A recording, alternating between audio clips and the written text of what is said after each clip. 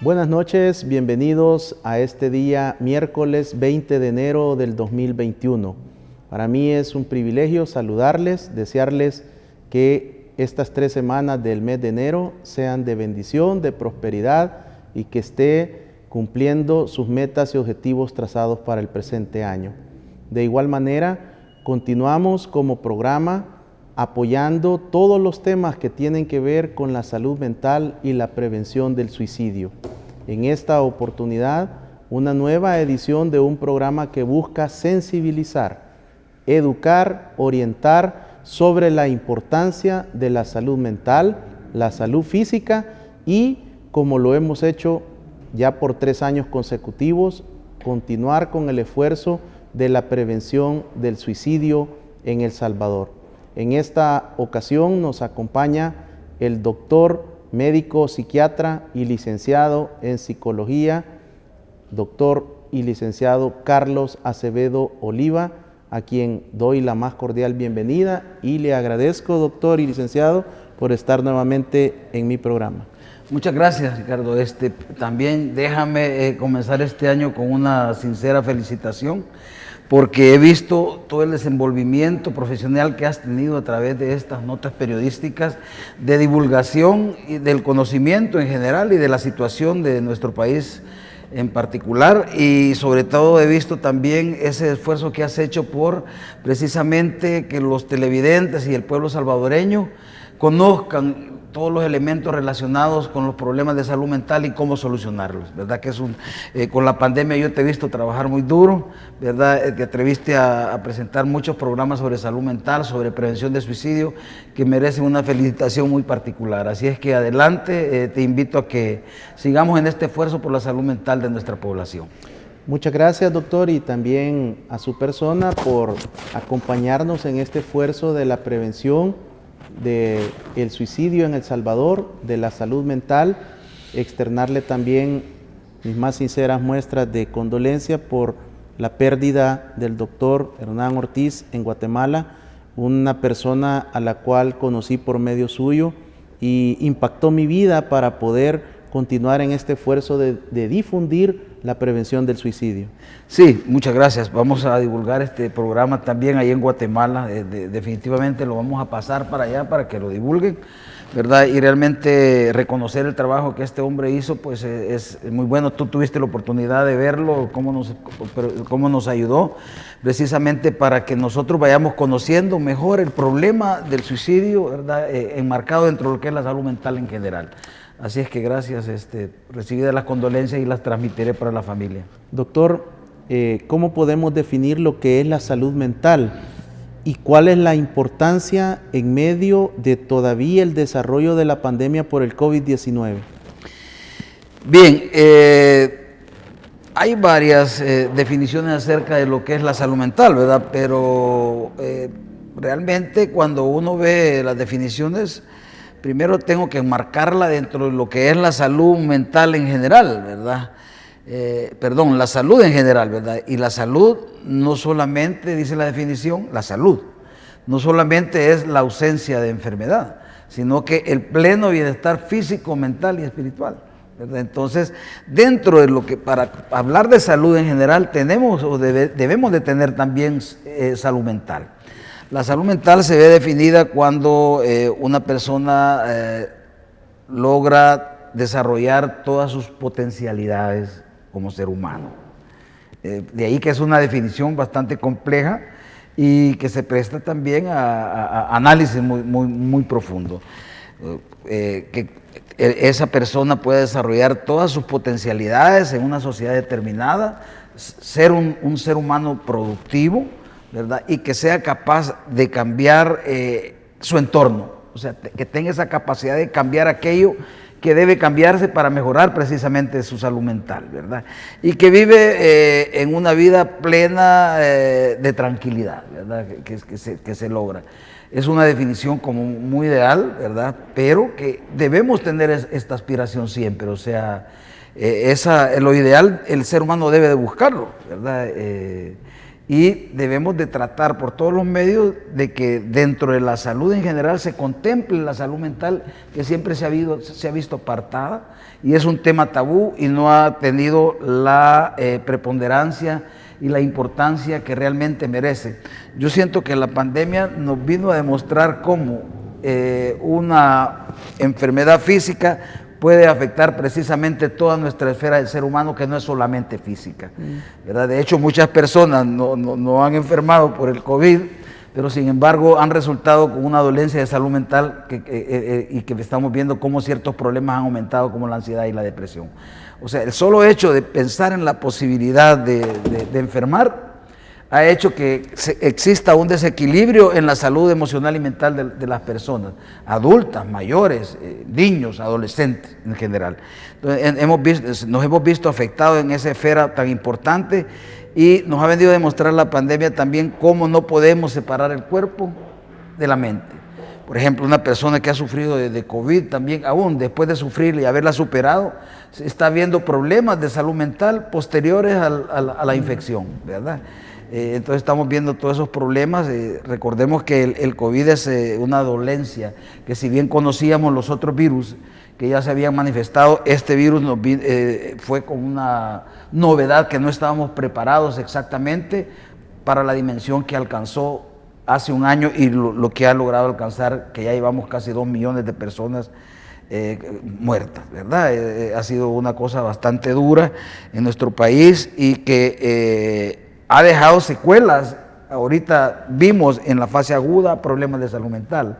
Posteriores a esa fase aguda, después de la suspensión de las cuarentenas y de la limitación de nuestro desenvolvimiento cotidiano, empezaron a aflorar estos problemas. Y ahora que podríamos decir que hubiésemos querido estar en una post-pandemia, donde el problema ya se dio, volvemos a tener otro incremento de casos que nos ha vuelto a poner otra vez en alerta. Y eso es preocupante. Eso es preocupante porque ya es un año prácticamente que nosotros estamos expuestos precisamente no solo a contagiarnos, no solamente a contagiar, no solamente a enfermar, no solamente a morir, sino que tenemos esa preocupación que nos hace desequilibrar y que un porcentaje de la población va a presentar serios problemas que va a requerir precisamente atención de salud mental especializada o de personal entrenado al respecto.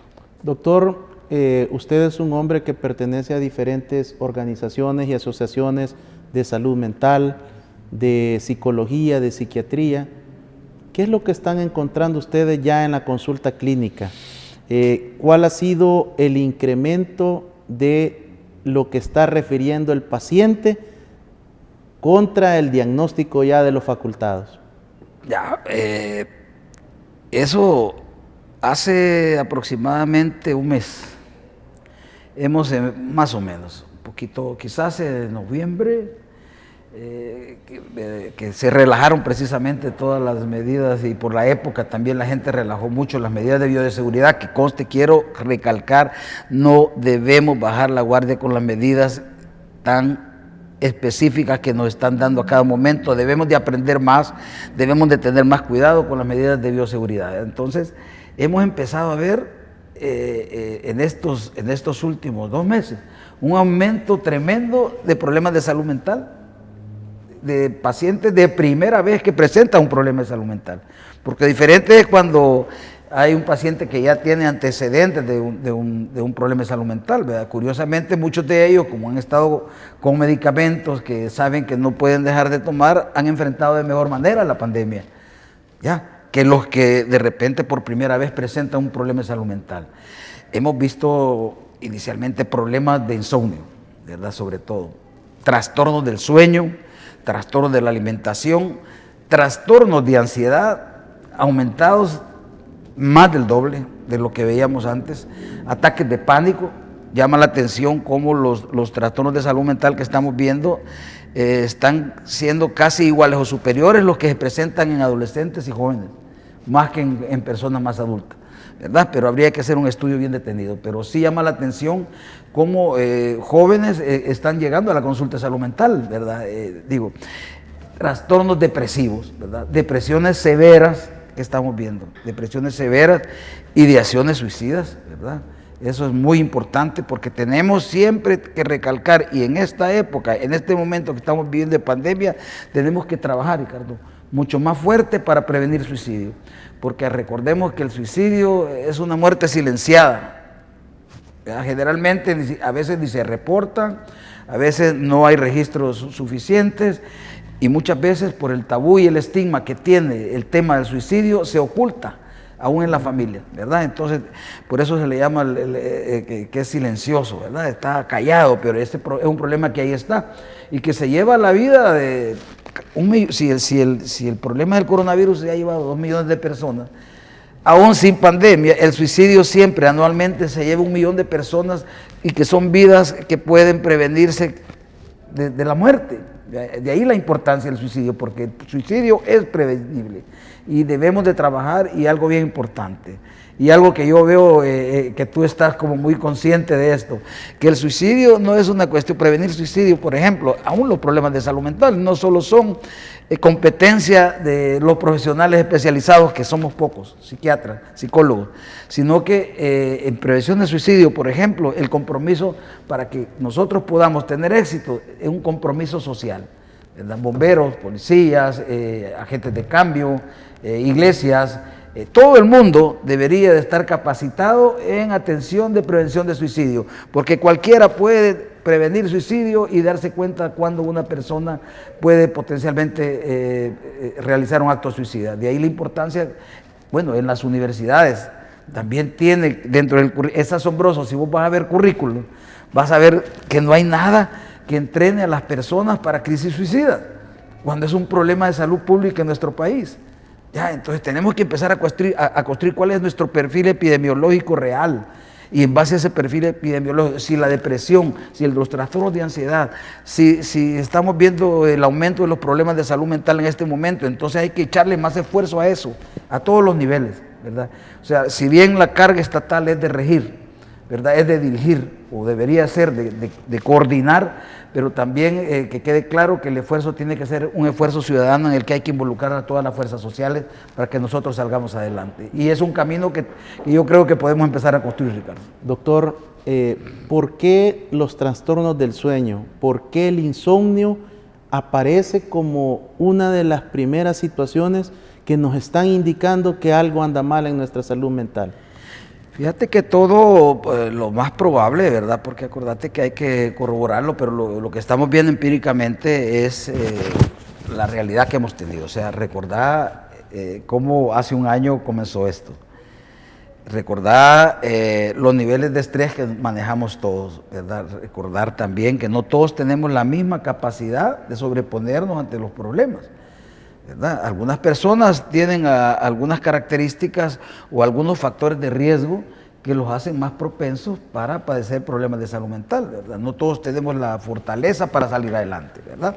Entonces, el confinamiento vino a hacer media en la salud mental inicialmente de los salvadoreños. O sea, vino la pandemia y el confinamiento vino a trastornar todas nuestras rutinas, ¿ya?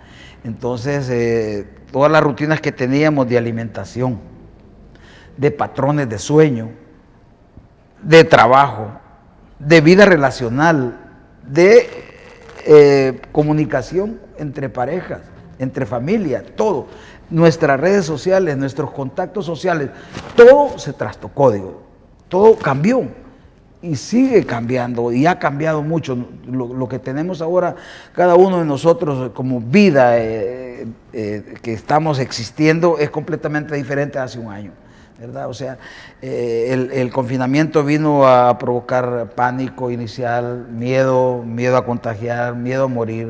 El tema de la muerte anda por ahí, aunque no lo mencionemos, y eso es importante, aunque no lo mencionemos, la muerte anda rondando siempre los pensamientos desde el momento que nosotros tememos morir o contagiarnos con el virus. Ahí está, aunque no lo digamos, ¿verdad? Y hay que tener mucho cuidado porque esa idea puede volverse cada vez mayor y puede llevarnos a un cuadro depresivo, ¿verdad? Y tener mucho cuidado precisamente de no entrar en un cuadro depresivo severo que puede llevar a una ideación suicida. Entonces, el cambio de rutina, por ejemplo, mira, muchos si hacíamos 3 tiempos de comida, de repente, no me dejarás mentir, de repente estamos desayunando que a mediodía, y muchos ya ahora, después de un año casi saltándonos un tiempo de comida, de repente estamos cenando, ¿qué? A las 10 de la noche o a las 11, qué sé yo. Estoy hablando por lo que yo veo, ¿verdad? Por las vivencias que tengo frente a mí. Entonces, digo, hacíamos cosas también que no hacíamos. Por ejemplo, muchas personas se quedan viendo televisión a altas horas de la noche, cosas que no hacíamos antes, o viendo series. ¿Por qué? Porque tenés que buscar la manera como entretenerte, y no todas las personas buscan diversificar su rutina y su tiempo libre. Entonces, todo eso vino a cambiar exactamente también los patrones de sueño. Nos estamos acostando más tarde, ¿verdad? Levantándonos a la misma hora, entonces hay déficit de sueño. Y ojo, muchas veces los problemas de sueño pueden ser el primer síntoma de un problema de salud mental más serio, como una depresión u otro tipo de problemas. Doctor, a mí me preocupan mucho 2 sectores que han sido bastante invisibles: tercera y cuarta edad, niños, niñas y adolescentes, con el efecto del confinamiento domiciliario, la ausencia de relaciones familiares, también el problema de que ya los chicos no están asistiendo a la escuela, a los colegios. ¿Qué efecto ha tenido usted en la consulta particular? Sí, no, mira, yo también estoy preocupado, sobre todo por 3 sectores principalmente, por todo el mundo, ¿no? Pero preocupa la situación de los adolescentes, por su propio desarrollo psicológico, que se necesita tener sociabilidad. Digo, recordad, 15, 16, 17 años, tienen esa necesidad de relacionarse con otros, ya sea compartir con amigos, cine. Bueno, hoy ni cine, ni mucho menos fiestas, ni reuniones, ¿ya? Entonces, muchos adolescentes han estado encerrados en sus casas, ¿verdad? Y estudiando siempre con mucha carga. Entonces, eso es estresante para ellos. Me preocupa porque, por ejemplo, el suicidio antes de la pandemia ha sido la segunda causa de muerte, o sea, la segunda causa más frecuente de muerte en adolescentes de los 14 a los 18 años. Y en otros países ya se están reportando aumentos del doble de las tasas de suicidio, ¿verdad? Y de enfermedades mentales en general, como generalmente trastornos depresivos, trastornos de ansiedad, trastornos de la alimentación, trastorno por estrés postraumático, ¿verdad? Entonces se está viendo el aumento, y yo tengo temor también de que esas tasas de suicidio se dupliquen aquí en nuestro país. El otro sector, los niños que tú estás mencionando, o sea, realmente cuando ahora veo yo a algunos niños corriendo con mascarilla, pero corriendo en algún parque, digo, híjole, esto es lo que ellos necesitan: correr, saltar, comunicarse, jugar, ¿verdad? Hay cosas que no ha podido hacer, ¿verdad? Pero que de alguna manera hay que suplirlas, ¿verdad? De alguna manera hay que suplirlas. No sé, quiero pensar que no vamos a tener otro confinamiento, aunque tampoco esa es otra cosa que molesta a todos los salvadoreños y nos molesta a todos. Si hay algo que el ser humano no soporta, es la incertidumbre. Aquí no hay nadie que me diga cuándo va a terminar esto. Ya el 30 de junio ya vamos a estar todos tranquilos y vamos a estar todos vacunados. Nadie sabe, ¿verdad? Porque también hay incerteza con lo de las vacunas, ¿verdad? Aunque hay que recurrir a la ciencia también para esto. Entonces los niños, ¿verdad? Los niños se han visto alterados, por ejemplo, me cuentan anécdotas, por ejemplo, las clases virtuales que han tenido algunos profesores de parvularia con niños, que se las han ingeniado para de manera virtual interaccionar con ellos. Han reaccionado muy bien, ¿verdad? Y es impactante cómo ellos se muestran la necesidad de comunicación que tienen, y que lo virtual no va a sustituir nunca las relaciones humanas, ¿verdad? Y eso es bien importante. Entonces, el ser humano, se ha dicho siempre que es un ser humano sociable, es un ser humano que tiende a ser sociable, o sea, a interrelacionarse con los demás, porque también eso es parte de nuestro crecimiento personal. Con la gente de la tercera y la cuarta edad, doctor, están encerrados, están más aislados de toda relación. ¿Cuál serían recomendaciones prácticas de lo que los hijos, los nietos pudieran hacer con ellos, pero no estarlos exponiendo al virus como hemos observado. Se pueden establecer un mecanismo que, primero, recordemos, y voy a insistir, ya lo he dicho varias veces, o sea, es distanciamiento físico, no es distanciamiento social. Es distanciamiento físico, 2 metros mínimo, pero eso no significa que yo no pueda hacer una llamada. Yo tengo experiencias personales de pacientes de la tercera edad que han consultado de manera virtual y a mí me han dejado asombrado. O sea, digo, les están ayudando con el teléfono, pero se puede, pues, no es que no se pueda. O sea, quizás la gente de allá por Oriente, que tiene mucho más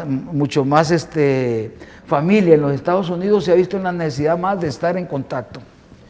Gracias, doctor Acevedo Oliva, por estas primeras aproximaciones, por sus conceptos y por estos consejos prácticos que también nos está facilitando en esta noche para que usted, amigo televidente y cibernauta, los pueda considerar y aplicar en 2 segmentos que han sido muy afectados: los niños, las niñas, los adolescentes y nuestros adultos mayores de la tercera y cuarta edad. Al regresar conoceremos más consejos y recomendaciones prácticas por parte del doctor Acevedo Oliva.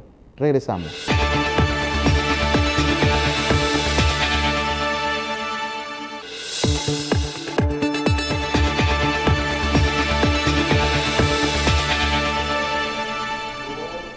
Gracias por continuar en sintonía de esta edición especial de Salud Mental y Prevención del Suicidio en El Salvador.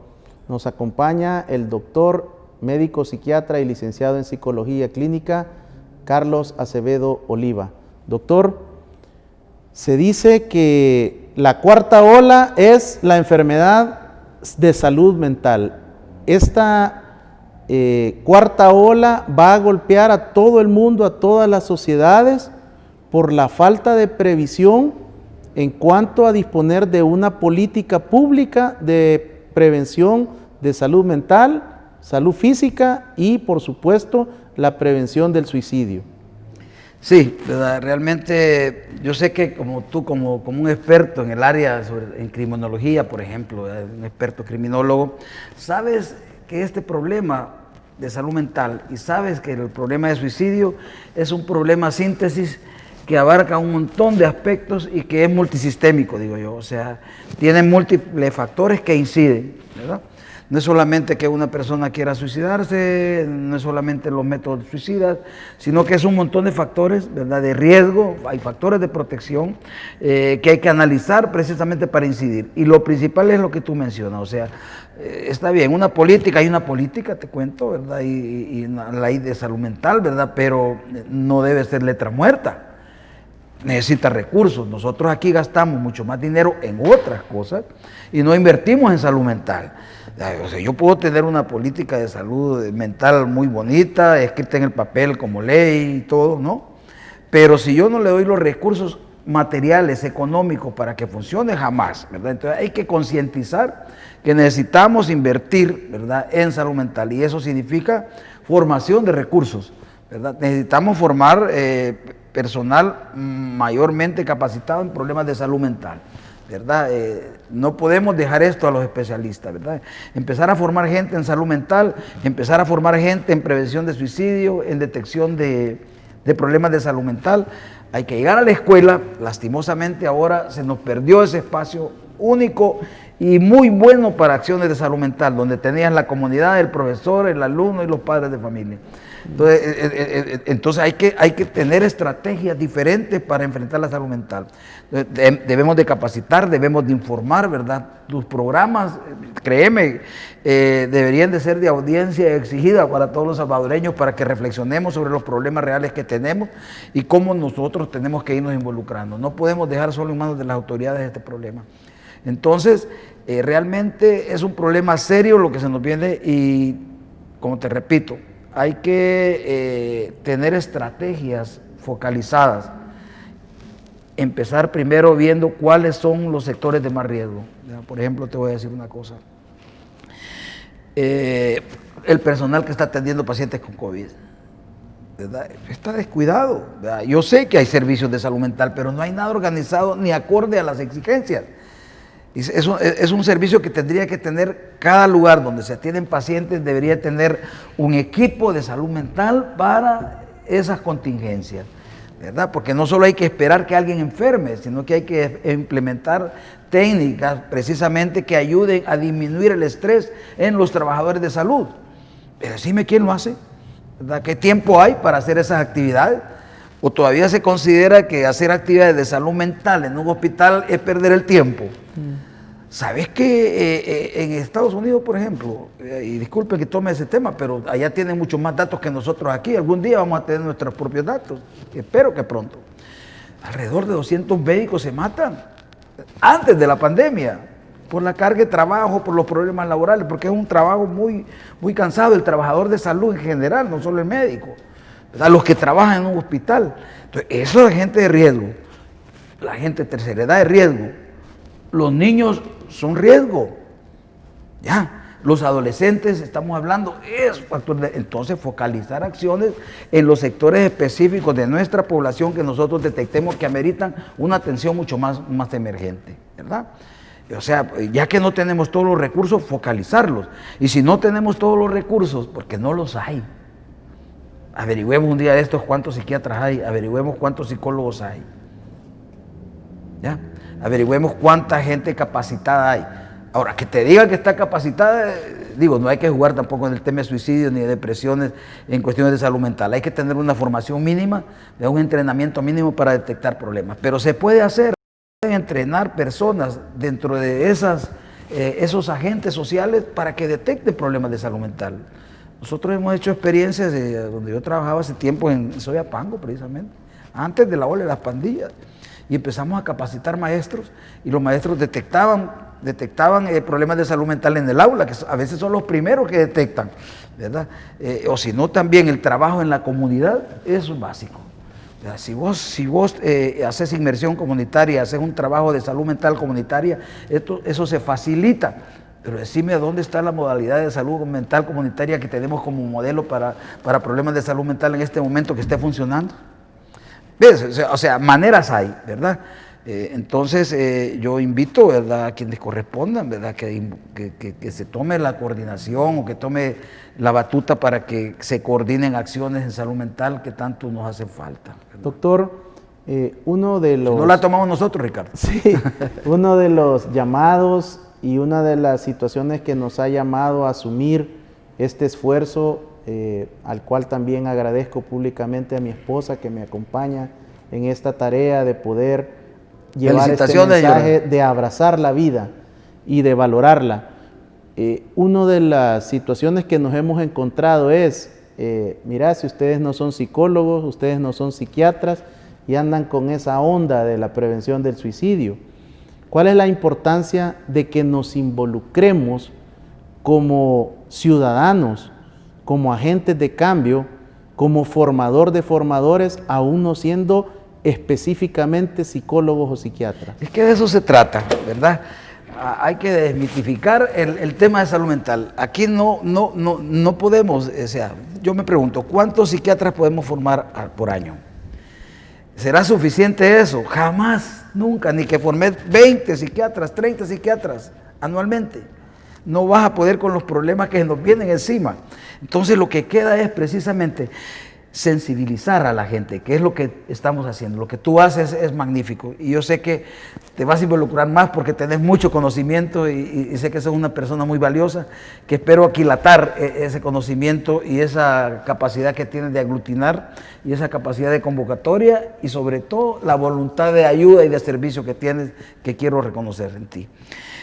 Tenemos que capacitar a las personas, concientizarlas primero del problema de salud mental, de ver que es un problema que está inmerso en nuestras familias, en nuestra sociedad, y luego capacitar en los temas más emergentes: prevención de suicidio, detección de problemas de salud mental, trastornos de ansiedad, depresión, solución de conflictos, problemas comunicacionales. Esos son temas que no precisas tú de tener un experto para que poder capacitar a otras personas, ¿verdad? Y si no, los pocos capacitadores expertos pueden hacer que multiplique este esfuerzo y que personas vayan teniendo los conocimientos y las herramientas necesarias para ayudar a otros. Doctor, ¿qué consejos prácticos le puede usted facilitar a nuestros amigos televidentes y cibernautas para que estén alertas, para que estén prontos al auxilio y al apoyo del más cercano, del más próximo? ¿Cuáles son aquellos factores que en una conversación, si yo estoy de una manera más empático, puedo decir y puedo buscarle ayuda a esa persona con la cual estoy compartiendo?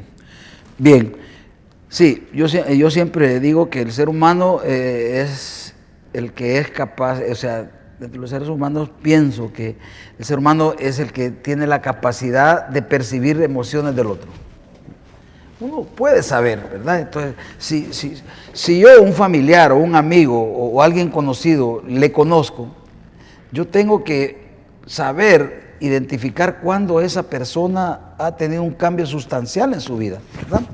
O sea, si de repente es una persona que estaba muy bien arreglada y de repente se descuida su vestuario, si de repente ese adolescente se encierra demasiado dentro de su cuarto y tiende al aislamiento, si hay problemas en cuanto al apetito, ¿verdad? Si ha disminuido su apetito, si sobre todo, ojo, cualquier expresión de muerte debe de ser tomada en cuenta y hacer lo que se llama la pregunta salvadora. Alguien no vale la pena vivir, es una de ellas. Mejor es morirse. Yo no sé qué hago aquí. Yo no sirvo para nada. Nada vale la pena. No me interesa nada. Yo creo que estaría mejor muerto. Cuando nosotros tengamos algún indicio de esas ideas nihilistas, o sea, de esa idea rondando de muerte en la cabeza de alguien, tenemos que hacer la pregunta salvadora, decía Sergio Barrero, el profesor Barrero. La pregunta salvadora es, si usted identifica una idea de muerte dentro de alguien y piensan que está contemplando una idea de suicidio, lo que tienen que hacer es hacer la pregunta salvadora. ¿Cómo, cuándo, dónde, por qué? ¿Cómo? O sea, profundizar absolutamente en todas las preguntas. ¿Dónde? ¿Cómo? No solamente por qué, porque uno tiende a decir, ¿por qué te querés matar? No. ¿Cómo? ¿Con qué? ¿Con qué intenciones? ¿Verdad? ¿A dónde? ¿Verdad? Entonces, preguntar exactamente, porque hay un mito que si uno pregunta a una persona suicida que se quiere matar y le habla sobre suicidio, ella se va a matar. Eso es falso. Tenemos que empezar a desmitificar ahí unos 10, 15 mitos, como que la persona que dice que se va a matar no se mata. ¿Ya has oído eso? Sí. Eso es mentira.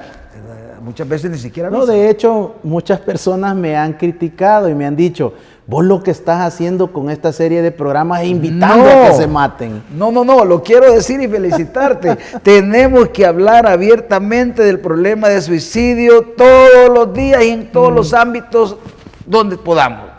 Abiertamente, como hablamos de otro tipo de cosas. Eso es, y se ha comprobado que es un factor que ayuda a prevenir suicidio. No, hay que hablarlo claramente y desmitificar todos los mitos. ¿No? Porque aquí en El Salvador hay muchos mitos al respecto. Lo que sucede también acá en el país, doctor, es que esos mitos también van al imaginario colectivo y se apoderan de muchas mentes de salvadoreños y salvadoreños.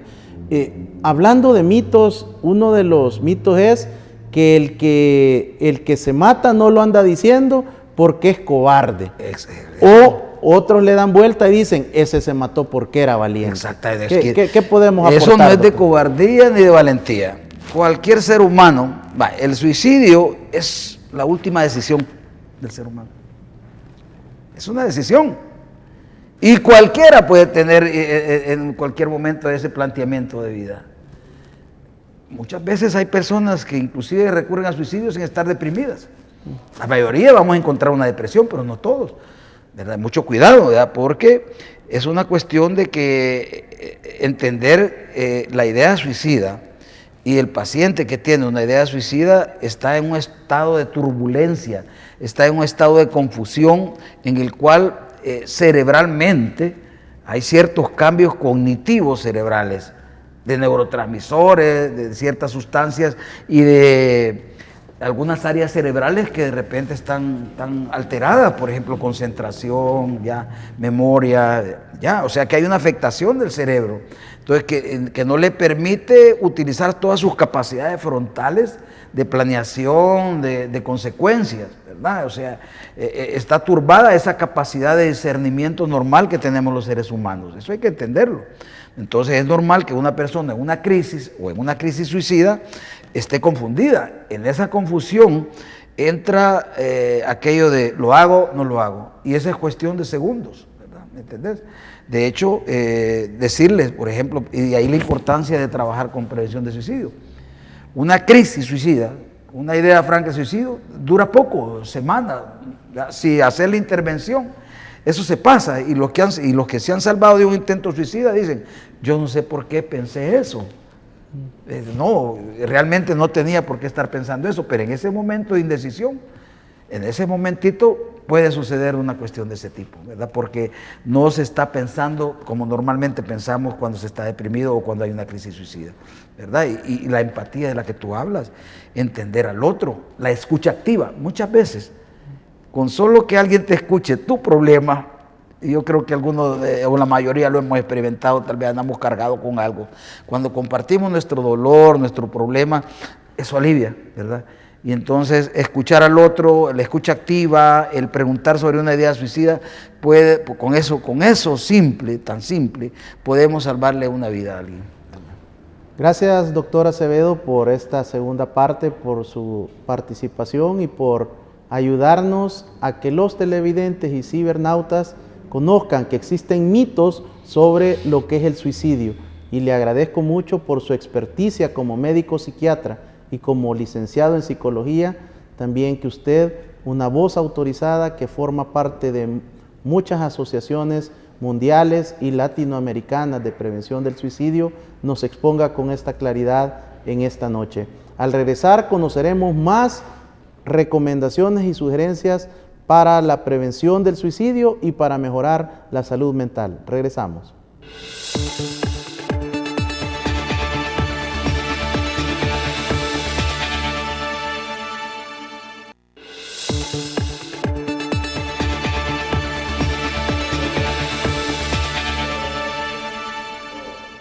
Gracias por continuar esta noche con esta edición especial de Salud Mental y Prevención de Suicidio en El Salvador. Nos acompaña el médico psiquiatra y licenciado en psicología, Carlos Acevedo Oliva.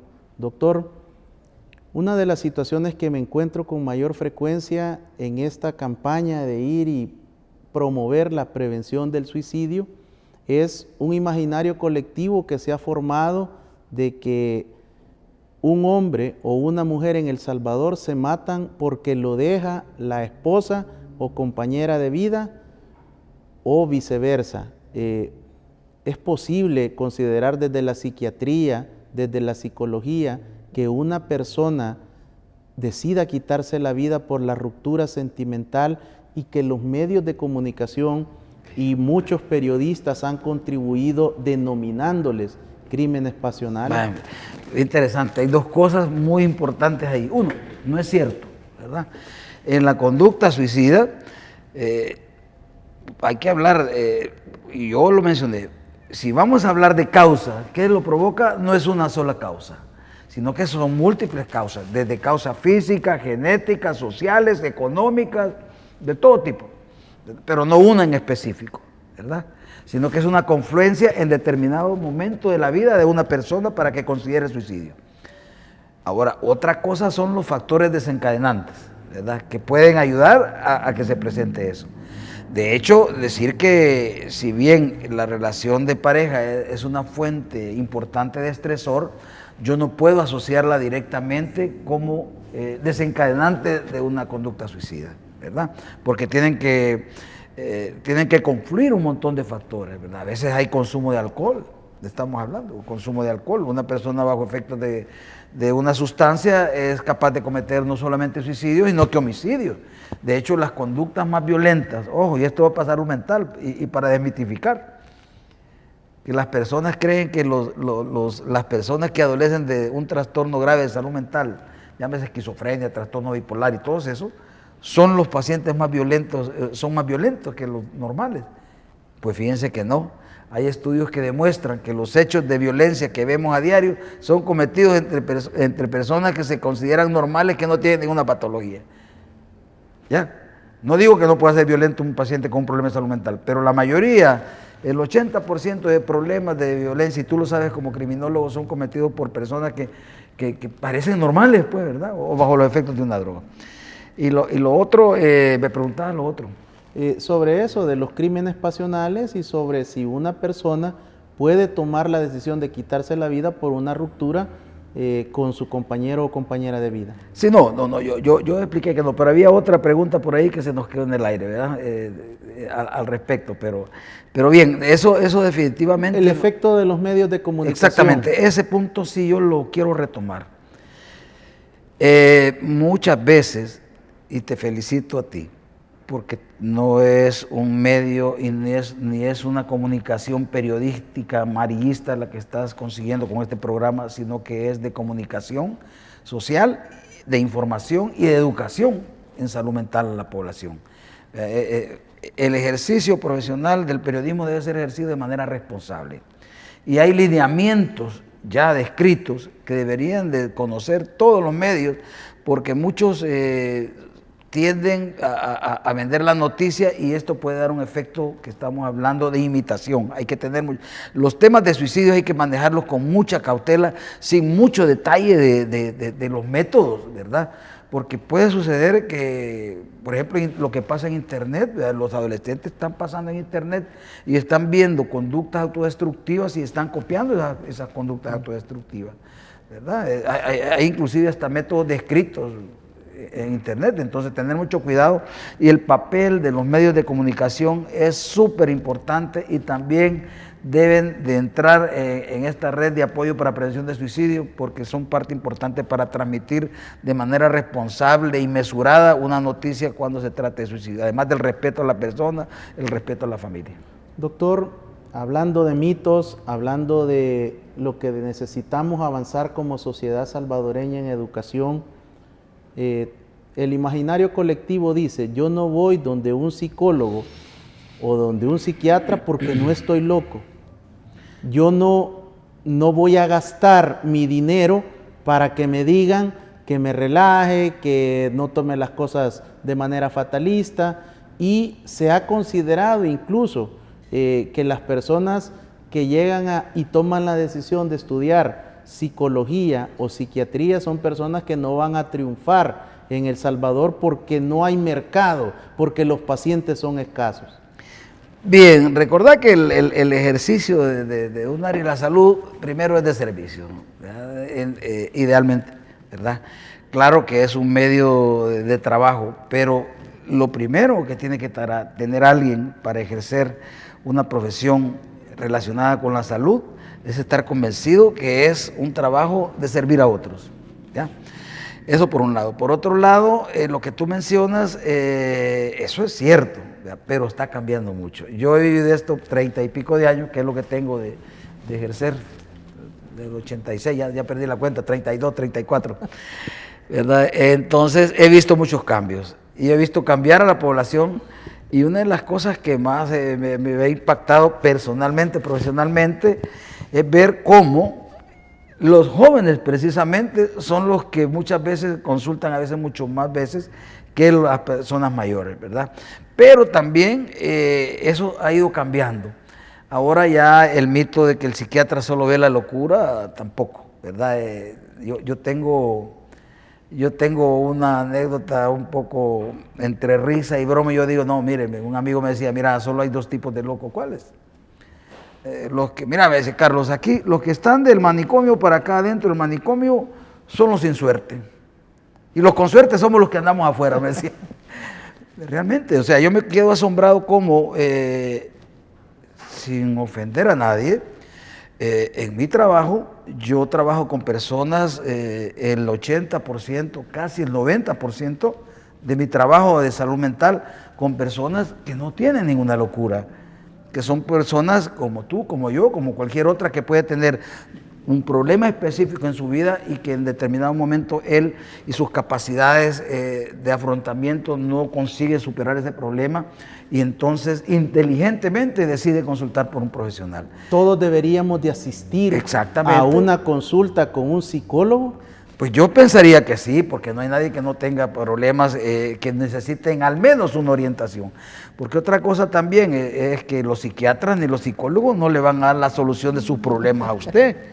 Al final es usted el que tiene que tomar la decisión, pero lo que sucede es que el terapeuta funciona como una especie de espejo donde usted tiene que verse reflejado y donde alguien profesional entrenado para ayudar en problemas a otro le ayuda a encontrar a usted el problema para solucionarlo en su entorno familiar y con la potestad que usted va a hacer el cambio, no el terapeuta.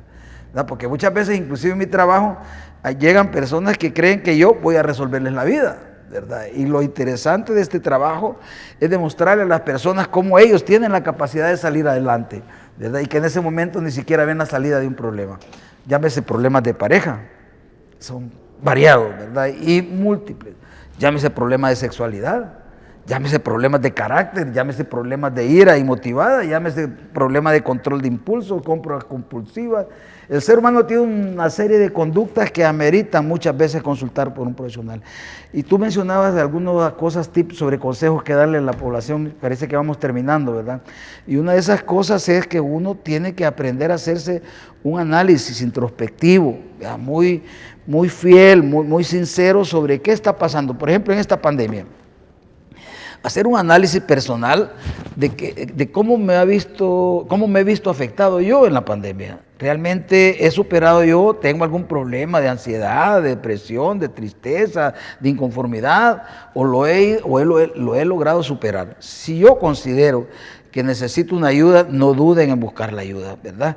No duden en buscar la ayuda, no dejen que los problemas avancen. Recuerden que muchas veces cuando uno no admite tener un problema de salud mental como una depresión o una ansiedad, muchas veces uno en su conducta puede afectar a las otras personas que tiene ahí, a su esposa, a su entorno, en su trabajo, en el medio laboral. O sea, la cuestión de salud mental permea absolutamente todas nuestras relaciones familiares. Ojo con el establecer rutinas siempre, a pesar de la pandemia, hay que tener rutinas, volver en lo que podamos a nuestras horas de dormir, nuestras horas de comer, alimentarnos mejor, nutrirnos mejor, buena nutrición, buena alimentación. Muchos nos hemos visto aumentados de peso en esta pandemia comiendo lo que no deberíamos de comer, ¿verdad? Pero todavía es tiempo. El ejercicio, eso es una cosa importante que inclusive acabo de ver un estudio. Los médicos que no entraron en un cuadro depresivo que están atendiendo gente de COVID habían recurrido en otros países a la meditación y al yoga, por ejemplo, ¿verdad? Entonces el ejercicio es muy bueno para salud mental, ¿verdad? Y lo otro es el tiempo libre, hay que darnos tiempo libre, ¿verdad? Hay que darnos tiempo si somos personas que trabajamos mucho. Otra cosa que está viendo y que podemos hablar otro día, Ricardo, es sobre la sobrecarga de trabajo, ¿verdad? En pandemia, inclusive con el teletrabajo, parece ser que muchas personas están cargando mucho más de lo que se cargaban antes. Tener mucho cuidado para desconectarse, cero celulares, alejen el celular por allá, desen tiempo para ustedes, ¿verdad? En lo que se pueda. Un poquito de aire no le cae mal a nadie, ¿verdad? Con el distanciamiento adecuado, el entretenimiento, cine, películas, libros y cualquier otra cosa. Ahora hay mucho material que se puede encontrar fácilmente en internet, ¿verdad? Doctor. Perdón. Y no olviden que es distanciamiento físico, no distanciamiento social. La comunicación con nuestros seres queridos, con nuestros amigos y mantener una comunicación. Y lo otro que estamos hablando, ayudemos, porque eso es parte de la salud mental. Cuando uno ayuda a otro que tiene problemas, eso es beneficioso también para uno. Doctor, solidario. Un detalle que está afectando mucho el entorno de la familia es que papá y mamá y algunos de los hijos que ya trabajan están trabajando desde casa. Y esto lo que hace es que no se genera un horario rígido como el ir a la oficina físicamente. ¿Cuál sería su recomendación para la familia que está conectada trabajando y que no hay convivencia, no hay interacción por la carga laboral? Exactamente, fíjate que yo he tenido casos de personas que, repito, que inclusive están trabajando mucho más horas que las que trabajaban en una institución, fíjate. Y les están haciendo exigencias y les hablan a las 9, 10, 11 de la noche. Y hay gente que está a la 1 de la mañana y todavía está trabajando cuando salía a las 4 de la tarde. Y se lo digo con conocimiento de causa. Mi recomendación es no se sobrecarguen, ¿verdad? Ustedes tienen un horario laboral, tienen que tener capacidad de negociar esas horas que ustedes, porque ustedes necesitan su espacio y el trabajo ha invadido su espacio personal, ¿verdad? Mucho cuidado. Lo que han hecho algunos pacientes míos muy astutos es dejar un espacio diseñado como que si fuera la oficina, un espacio cualquiera. Ahí la computadora, lo que sea, pero ese es solo de trabajo, ¿verdad? Entonces, y tratar de hacer su mismo horario, ¿verdad? Y no responder en horas que no le correspondan, no Trabajar sobrecargarse. con la computadora, laptop desde la cama. No, la cama solo para dos cosas, ¿verdad? Para hacer el amor y para dormir, ¿verdad? Ese es consejo y es de higiene del sueño. Nada de televisor en la cama, nada de comer en la cama, nada de pelear en la cama, nada de leer en la cama. No, ese es un consejo de higiene, ¿verdad? Y lo otro, tratemos de mejorar las horas de dormir, ¿verdad? Otra cosa, peligroso con esto del teletrabajo es que de aquí para acá puedo estar con saco, y de aquí para abajo estoy con una calzoneta, ¿verdad? Y entonces me desprendo de esto, ya me quito esto y ya estoy como que estoy en mi casa. Hay que saber separar el área de trabajo del área, del área familiar y no olvidar que este es tiempo para retomar las comunicaciones anómalas y la no comunicación adecuada que teníamos con nuestro entorno. Doctor, los jóvenes no están asistiendo a la universidad ni a los colegios de manera física, lo están haciendo virtual. Algunos ya reiniciaron sus ciclos o el año escolar, pero en la noche el ocio, el entretenimiento que ahora ya no se puede practicar tan cotidianamente fuera de casa, se está haciendo en la comunidad virtual. Llega a la 1, a las 2 de la mañana y estos chicos y estas chicas conectados en labores de redes sociales. ¿Qué le puede decir a los padres? Particularmente me tiene muy preocupada esa parte, ¿verdad? Porque hay reportes ya de que precisamente este grupo de población está deprimiéndose, ¿verdad? Y lo grave es que las familias no se dan cuenta. Como ya están acostumbrados a que estén ahí con la computadora, las alteraciones de sueño que sean dormilones, por ejemplo, los que están en la universidad, tienen que desvelarse a estas horas de la noche y de repente pueden aparecer, ¿me entienden? Entonces, ojo familia, ojo por favor, ustedes conocen a sus hijos, hablen con ellos, muchas veces ni siquiera hablan con ellos, ¿verdad? Ni siquiera hablan con ellos, entonces hay que comunicarse con ellos, ¿verdad? Hay que hablarles, hay que preguntarles, mira, ¿cómo estás? ¿Y por qué no le preguntan, mira, no te has sentido muy triste por este aislamiento en el que estás, no te hace falta salir? Y le estás hablando a tus amigos. Pero miren, muchos padres ni siquiera hablan en la misma casa con sus hijos. No hablan. Entonces la comunicación es importante.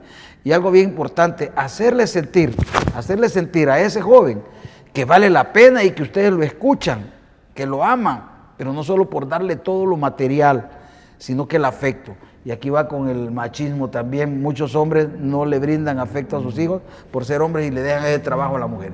No, ¿verdad? Acérquense. Recuerden lo que se ha dicho aquí con Ricardo, o sea, el segmento entre los 15, los 18, 20 y pico de años es un segmento peligroso para ideas suicidas. Así es que hay que buscarles alguna alternativa, ¿verdad? Lúdica, o sea, de entretenimiento a los jóvenes. Lastimosamente la mayor parte lo está haciendo virtual. Pero en la medida de lo posible, pues acérquense a ellos, salgan en familia, aunque no se bajen del carro, vayan a dar una vuelta por ahí, en el clúster familiar, como se dice ahora, ¿verdad? Para respirar aire. Hay jóvenes que no han salido en toda la pandemia, por Dios santo, ¿verdad? Entonces, y muchos jóvenes también tienen mucho temor, así es que acercarse más, por favor, a sus hijos. Doctor, muchas gracias por aceptar mi invitación, por hablar con tanta transparencia, con tanta claridad, dirigirse de manera muy certera a nuestros televidentes y cibernautas para que puedan valorar las recomendaciones y mejoren su salud mental y prevengamos el suicidio en El Salvador. Recalco mis felicitaciones, Ricardo, por interesarte en estos temas de salud mental, ¿verdad? Y sé que vas a seguir trabajando, yo sé que vas a seguir trabajando por el bienestar de los salvadoreños en esta área de salud mental y de criminología y todo lo que te incumbe. Felicitarte y agradecerte, me des la participación para comunicarnos con nuestros telenautas. Muchas gracias, amigos televidentes y cibernautas. Llegamos al cierre de este programa, edición especial de salud mental y prevención del suicidio.